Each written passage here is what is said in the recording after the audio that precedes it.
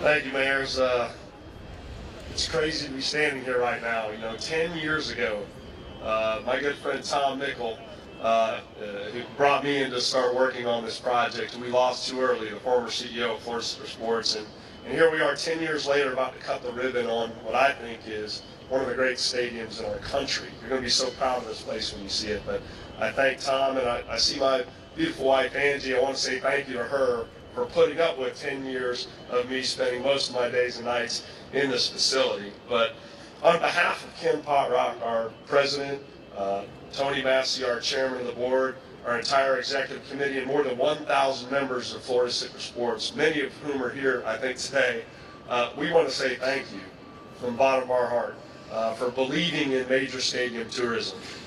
Because of what you've done and what our elected leadership has done, we've safeguarded 70 years worth of postseason bowl game experiences in this community. That's a pretty cool thing. One of the 7 oldest communities to host postseason college football. So thank you for believing in us and believing in sports tourism.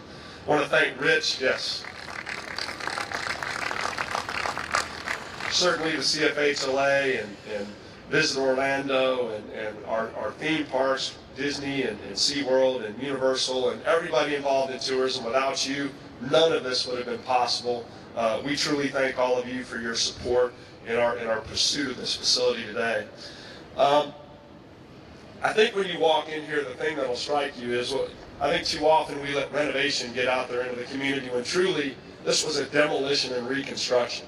When you walk into this grand stairwell and you go up top and look into this building, I think you're going to say, I'm unbelievably proud of this facility and our community. And when you think about Church Street and the renovation of Church Street, and now the soccer stadium, and a few blocks more the Amway Center, and the new entertainment complex the Magic are going to invest in, and the Arts Center, we have now entered the greatest era of arts, sports, and entertainment this community's ever seen. And we thank you for that.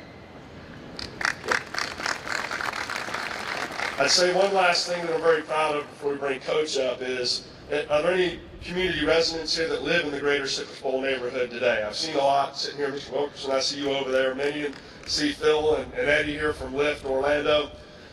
The story that we're going to enjoy today is cool. We're going to talk about a lot of great sporting events and bowl games and concerts, and that's going to be fun.